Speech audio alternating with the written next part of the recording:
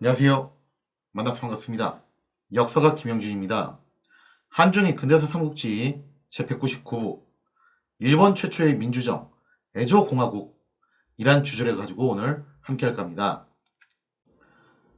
1868년 12월 9일 마침내 에노모토 다케야키가 이끄는 부대가 신정부 측이 그냥 버리고 갔죠. 하코다테에 있는 최신식 요새였습니다. 서양식 공법으로 축성한 고려가쿠 요새를 무혈로 점령을 하게 되었죠. 에노모토 함대가 인근의 마스마이번마저 몰아내면서 사실상 오시마 반도, 홋카이도 가장 남쪽 끝에 있는 볼록 튀어나온 바로 거기죠. 그 일대를 장악을 하게 되면서 이제 홋카이도는 옛 막부 잔당들이 그야말로 마지막 희망을 걸어볼 수 있는 약속의 땅이 되었다라고 볼 수가 있겠죠. 하지만 이렇게 갑작스럽게 옛 막부 잔당들이 개항장인 하코다테를 차지를 하게 되니까 서구 열강들 입장에서는 이게 좀 당황스러운 거죠. 아니 이거 잘못하면 혹시 우리 여기서 장사하는 거 막히는 거 아니야? 그럼 또 뭐 이제 함대 불러오고 복잡해지잖아요, 그죠? 그래서 좀 잠깐 긴장을 하게 돼요. 12월 21일 서양에서 뭐 이제 크리스마스를 얼마 앞두지 않은 바로 그 시점이었죠. 서양 각국의 외교 사절들이 일단 고려가 구요새를 방문을 하게 됩니다.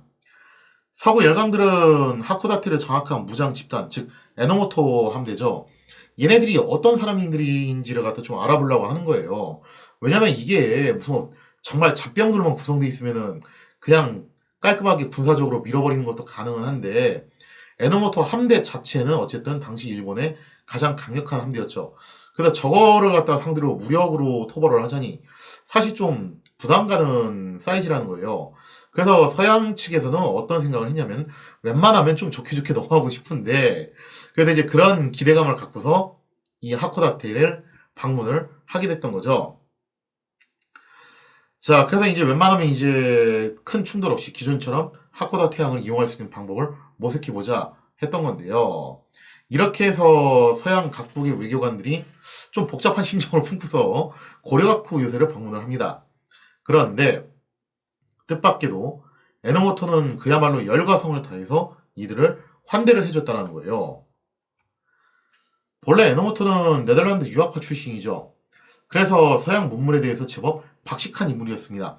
그러니까 에노모토가 네덜란드에 머무면서 단순히 해군 기술만 배워가지고 온 게 아니라 서양의 예법이나 문화, 법률 이런 것들도 함께 이제 습득을 했다라는 거예요. 그래서 어떻게 보면은 당대 일본에서 손에 꼽힐 수 있는 그런 이제 서양 통이라고 볼 수도 있는 인물인데요. 따라서 에노모토 당연히 알고 있죠. 이 무렵이 되면은 서양에서는 한참 기독교 축제라고 할 수 있는 성탄절 이거를 즐길 시기라는 거예요. 뭐 일본 같은 경우도 마찬가지예요. 우리나라도 그랬고 연말 가면 원래 놀자판 분위기인 건 동서고금을 막론하고 다 똑같거든요. 그래서 이제 어차피 지금 이제 연말 연시 그 분위기니까 이거를 갖다 일본 전통적인 방식이 아니라 서양 애들의 입맛에 맞춰가지고 어떻게 해주자. 한번 좀 성탄 분위기를 자아내보자라고 생각을 했던 겁니다. 자, 그래서 이제 에노모토가 이렇게 서양 외교사절들의 그야말로 취향을 저격을 해준 거죠. 취향 저격을 제대로 해가지고 서양식 연애를 개최를 해서 성탄절 분위기를 한껏 띄워줬다는 거예요. 에노모토는 서양 각국 외교관들에게 진짜 서양에서 익혀온 그런 예법을 그대로 이제 보여주면서 품위 있게 얘기를 하는 거죠. 나는 본래 네덜란드에서 유학을 하고 온 사람이다. 그래서 서양 문물에 대해서 관심도 많고 보시다시피 이렇게 서양 문물이 굉장히 익숙한 사람이다. 그래서 기왕 내가 이제 여기 온 이상 이곳 하코다테에다가 진짜 서구식 제도를 본따가지고 새로운 정부를 구축할 것이다라는 이야기를 하게 되죠. 물론 새로운 정부가 들어선다고 해가지고 걱정할 필요 없다. 서양 각국 외교관들이 그동안 누렸던 특권 다 인정해주고 하코다테에서는 기존처럼 무역을 할 수 있도록 해주겠다라는 거예요. 그러면서 이제 서양인들의 환심을 사기 위해서 온갖 노력을 했다라는 거죠. 예전에 그 중국의 태평천국 사건도 그렇고 현재 일본의 보신전쟁도 그렇고 하여튼 서양 세력의 환심을 사는 쪽이 어쨌든 유리한 포지션을 차지하게 되죠. 이처럼 서양 각국 외교관들은 에노모토로부터 기대 이상의 성대한 대접을 받고 돌아가게 됩니다. 당연히 돌아가는 길에 에노모토에 대해서 굉장히 좋은 인상을 갖게 되죠. 아, 에노모토 저 친구 보니까 정말 서양식 예법도 잘 알고 있고, 세련됐고, 품위 있고, 교양 있고, 하여튼 정말 멋진 사람인 것 같다. 이런 식으로 이제 우호적인 분위기가 형성되는 거예요. 뭐 그럴 수밖에 없는 게 에노모토는 여느 일본인들보다 서양 문물에 대한 이해도가 굉장히 높았고, 서양인들 기준으로 볼 때는 그야말로 제대로 문명개화된 인물이었다는 거죠. 그러니 호감을 살 수밖에 없다는 거죠.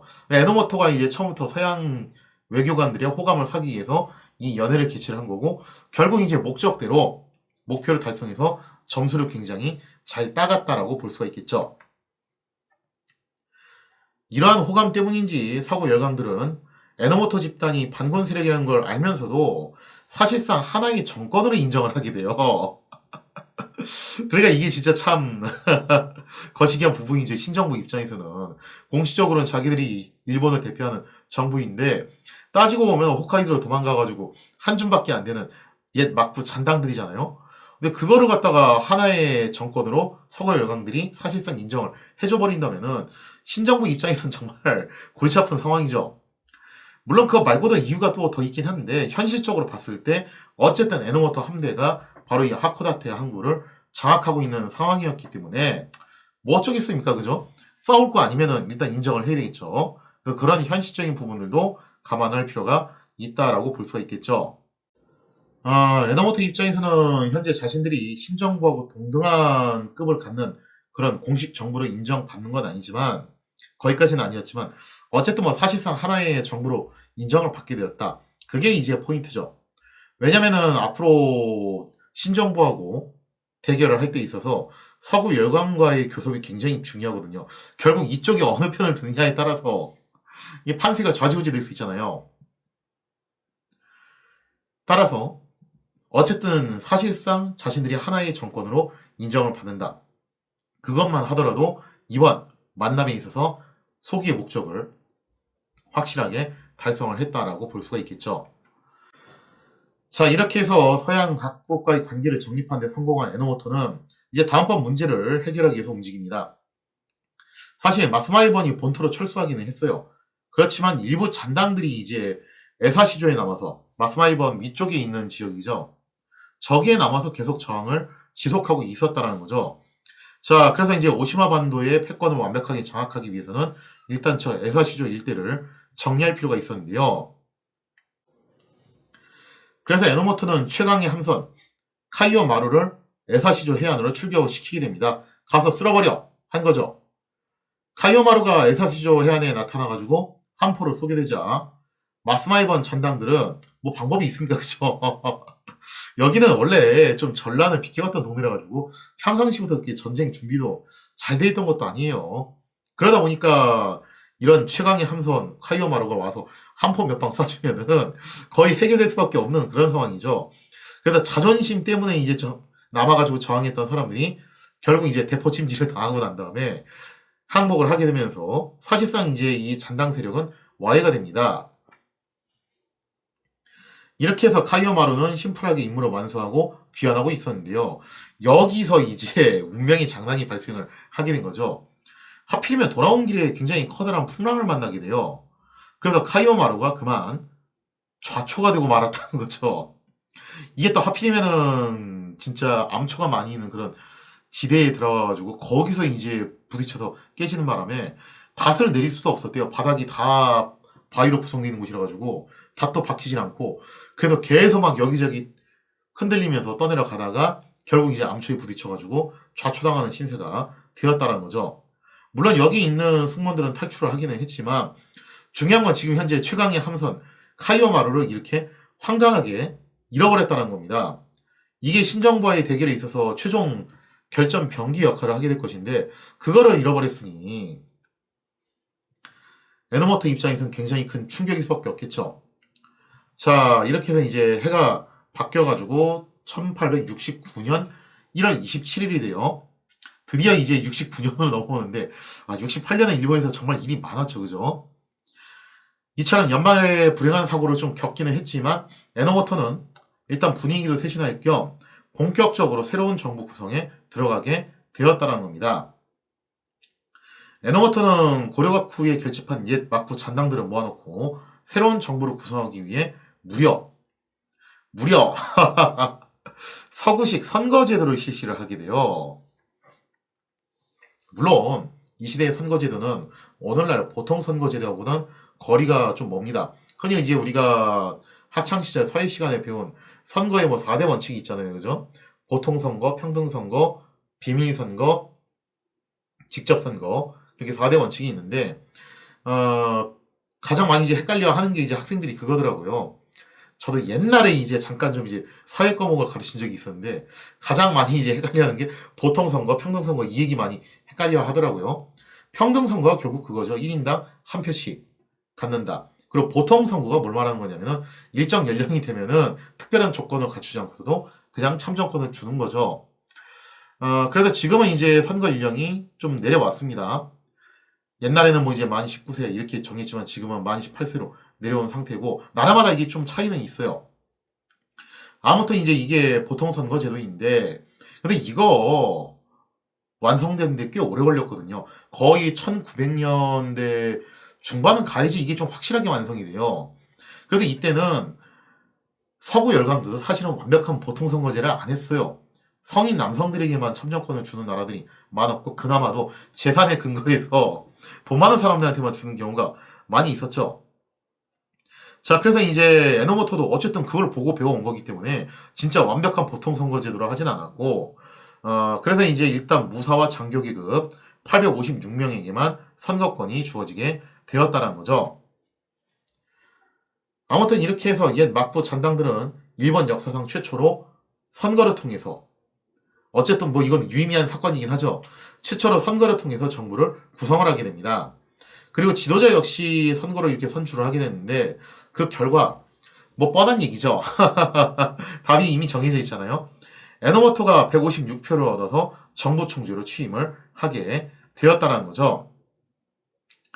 에노모토가 생각보다 표를 좀 못 받았던 이유가 뭐였냐면은 일단 선거 자체를 처음 하다 보니까 다들 뭘 어떻게 될지도 모르겠고 선거 운동도 어떻게 되는지도 다들 잘 모르죠. 그런 점도 있었고 해군표는 결집됐는데 육군이나 뭐 이제 신선조나 이런 집단들 있잖아요. 그런 표들은 막 중구난방으로 흩어진 거예요. 짤짤이를 다 쪼개진 거죠. 그래서 뭐 이제 처음 선거도 어쨌든 그렇게 됐고 결국 실질적인 리더였던 에노모토가 여기서 이제 공식적으로 정부 총재로 취임을 하게 되었다는 거죠. 자, 이렇게 해서 에노모토가 무려 선거를 통해서 새로운 정부를 구성하고 본인은 정부 총재 자리에 올라오게 됩니다. 그래 나머지 사람들도 뭐 이제 득표한 정도 혹은 뭐 이제 얼마나 여기서 실권을 갖고 있냐 그런 정도에 따라서 적당히 이제 관직을 배분을 하게 되죠. 그러면서 이제 신정부에 맞서는 또 다른 신정부가 여기서 들어서게 되는데요. 서구 열강은 사실 여기에 대해서 굉장히 큰 관심을 보였대요. 무척 호의적인 반응을 보였다고 하는데 왜냐면 서구 열강도 입장에서는 이게 정말 신박하잖아요. 그죠? 이 동양의 이 머나먼 극동 지역에서 자기들하고 유사한 방식으로 선거를 통해서 정부를 만들어낸다. 야 저거 정말 문명 개화된 거 아니야? 에노모토가 말로만 저러는 게 아니라 진짜로 저렇게 하는구나. 그러면서 여기에 대해서 굉장히 호의적인 반응을 보이게 되면서 에노모토의 새로운 정부를 무려 에조 공화국이라는 명칭으로 부르게 되었다라고 하죠. 이처럼 서구 열강들이 에노모토 정부를 에조 공화국이라고 굉장히 거창한 명칭을 쓰기는 했는데 저도 뭐 주제에다 그렇게 적어 넣긴 했거든요. 하지만 막상 에노모토는 저런 명칭을 쓴 적이 없죠. 그래서 지금 에조 공화국 인장이라고 제가 올려놓은 게 있는데 사실 이게 정확하게 말하면은 저기에 머물 무렵 에노모토가 사용했던 인장이에요. 그냥 그 정도고 이게 정식으로 이제 에노모토는 자기 정부를 에조 공화국이라고 그렇게 부르진 않았어요. 사실 에노모토의 최종 목표는 그거 있죠. 홋카이도에 독립국가를 건설하겠다. 그런 것까지는 아니었고 에노모토의 진짜 목적은 뭐였냐면은 애초에 자신이 주장했던 홋카이도 개척권을 신정부로부터 인정을 받아내겠다. 바로 그거였어요. 따라서 에노모토는 구태여 신정부를 자극할 만한 에조 공화국이라는 표현을 쓰지 않으려고 했죠. 괜히 이런 말 써가지고 신정부를 자극해서 신정부하고 전면 대결로 가게 되면은 그거는 별로 바람직하지 않다라고 봤던 겁니다. 물론 설사 이제 그렇게 자극하지 않으려고 노력한다 하더라도 신정부 측에서는 그냥 에노모토 세력을 토벌하기로 결정할 수도 있는 문제긴 하죠. 그래서 아무튼 이제 에노모토가 이제 그런 점을 좀 생각을 해가지고 이제 본인 스스로는 에조 공화국이라고 말은 하진 않았고 이거는 철저히 서구 열강들이 에노모토 정부를 부르는 별칭인 셈이었죠. 그래서 원래 진짜 역사적으로 에조 공화국이 존재했냐 하면 그게 좀 애매하긴 한 건데 다만 이제 편의상 저도 그냥 에조 공화국이라고 부르도록 하겠습니다. 게다가 이제 하코다테 주민들 입장에서는 이 에조 공화국이 탐탁지 않죠. 갑자기 어디선가 무장 세력이 굴러 들어와가지고 각종 세금을 뜯어가니 달가울 리가 있나요, 그죠? 오늘날에도 왕왕 이런 장면들이 연출이 되잖아요. 특히 이제 중동 지역에서 갑자기 뭐 어디서 IS나 탈레반이나 알카이드나 이런 집단들이 굴러 들어와가지고 특정 동네 점령하고 세금 뜯어가고 강압적으로 통치하고 뭐 좋아할 리가 없죠, 주민들 입장에선. 그리고 선거를 통해서 정부를 구성했다고는 하지만 어디까지나 여기서 참정권이 주어진 것은 옛 막부 잔당들, 그것도 이제 무사계층 이상부터에게만 이제 주어진 거지. 막상 하코다테 주민들하고는 이건 별 관련도 없는 이야기예요. 그래서 에조 공화국이란 거창한 명칭은 쓰기는 하지만 뭐 사실 그 이름값하고는 다르게 실체는 약간 좀 김 빠지는 부분들이 많이 있다라는 거죠. 하지만 다시 강조드리지만 에노모토 입장에서는 그런 건 중요한 게 아닙니다. 어쨌든 정부의 형태를 그럴싸하게 갖췄다는 게 중요해요. 그런 모양새를 갖추고 난 다음에 앞으로 서구 열강과의 협상에서 협상력을 높일 수만 있다면은 서구 열강들이 자신들을 에조 공화국이라고 불러주는 것도 그다지 나쁘지 않은 상황이라는 거죠. 더군다나 에노모토 입장에서는 정말 급한 게 하나 있었는데 그게 뭐였냐면은 신정부하고 웬만하면 말로 하려고는 하는데 저쪽에서 쳐들을 수도 있잖아요. 특히나 지금 최강의 결전병기인 카이오 마루를 잃어버렸기 때문에 신정부가 그 틈을 타서 밀고 올 수도 있다라는 거죠. 그러면 에노모토가 협상력을 높이기 위해서는 단순히 이런 이제 정부를 구성하는 것 말고도 무역적인 기반도 좀 더 확충할 필요가 있는데 아무래도 여기가 이제 혼슈 섬에서 떨어진 홋카이도에 위치한 섬 지대다 보니까 해군 전력을 강화시키는 것이 중요하다고 생각을 했을 겁니다. 본인이 또 해군 출신이기도 하고요. 자, 그래서 이제 에노모토가 눈독을 들인 함선이 하나 있었는데 그게 바로 스톤월이라는 상당히 이제 최신식 군함이었습니다. 그래서 이 스톤월을 차지하기 위해서 요걸 확보하기 위해서 외교전을 벌이게 되는데 과연 이 스톤월은 어떤 군함인가 거기에 대한 이야기는 다음 시간에 이어서 계속하도록 하겠습니다.